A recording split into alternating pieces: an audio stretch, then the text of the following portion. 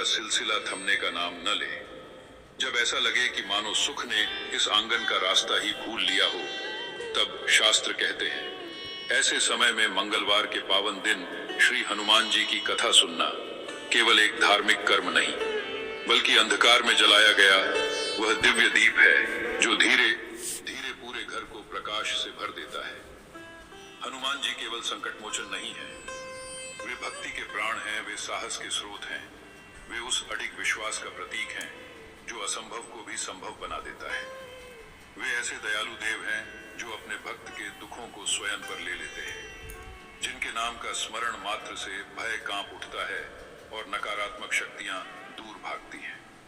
आज जो कथा प्रारंभ होने जा रही है वह केवल एक कहानी नहीं है, यह एक दिव्य अनुभव है।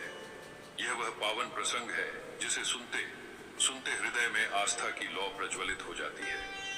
मन में ऐसा साहस जागता है कि वर्षों से जमी हुई निराशा की परतें पिघलने लगती हैं।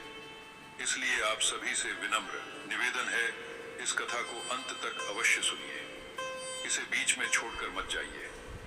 शास्त्रों में, विशेषकर गरुड़ पुराण में उल्लेख मिलता है कि जब कोई व्यक्ति श्रद्धा से आरंभ की गई कथा को अधूरा छोड़ देता है तो वह स्वयं अपने पुण्य के प्रवाह को रोक देता है।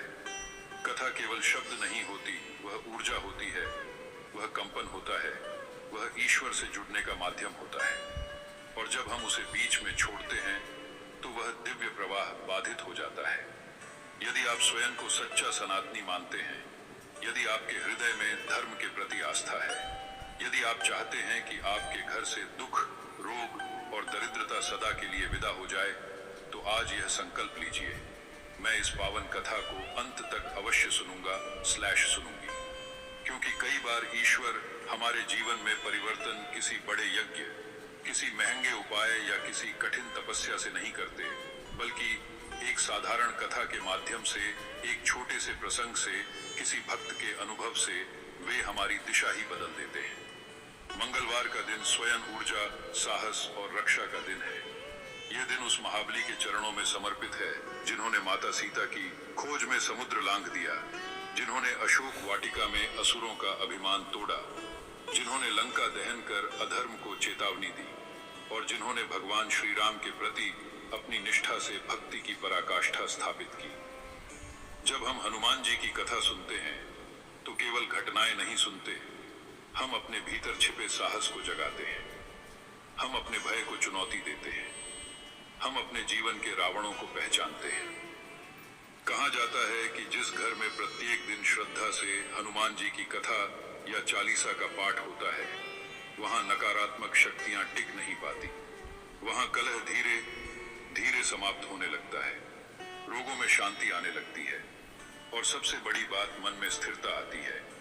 और याद रखिए, जहां मन स्थिर है वहां समाधान स्वयं प्रकट होता है।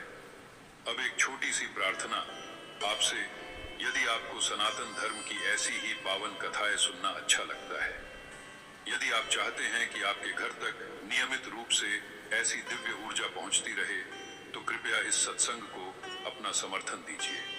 वीडियो को लाइक कीजिए ताकि अधिक से अधिक लोग इस कथा से जुड़ सके। चैनल को सब्सक्राइब कीजिए ताकि कोई भी पावन कथा आपसे छूट न जाए।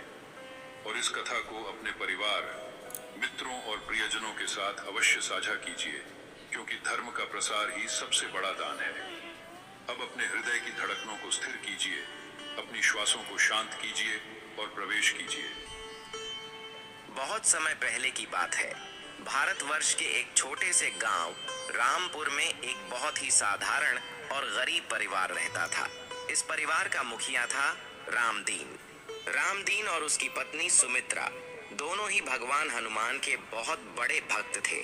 उनके जीवन का बस एक ही नियम था, चाहे आंधी आए या तूफान, वे हर मंगलवार को हनुमान जी के मंदिर जाकर दिया अवश्य जलाते थे और पूरी श्रद्धा से हनुमान चालीसा का पाठ करते थे। रामदीन एक किसान था, लेकिन उसके पास अपनी खुद की जमीन नहीं थी। वह गांव के जमींदार के खेतों में मजदूरी करके अपना और अपनी पत्नी का पेट पाल रहा था। गरीबी उनके जीवन में इस कदर छाई हुई थी कि कई बार उन्हें 2 वक्त की रोटी भी नसीब नहीं होती थी। लेकिन उनके चेहरे पर कभी भी दुख की लकीरें नहीं देखी गईं। इसका कारण था उनका अटूट विश्वास। वे हमेशा यही कहते थे कि जब तक हमारे सिर पर संकट मोचन हनुमान का हाथ है, हमें कोई दुख तोड़ नहीं सकता। लेकिन उनके जीवन में एक बहुत बड़ा दुख था जो उन्हें अंदर ही अंदर खाए जा रहा था। शादी के 10 साल बीत जाने के बाद भी उनके घर में बच्चों की किलकारी नहीं गूंजी थी।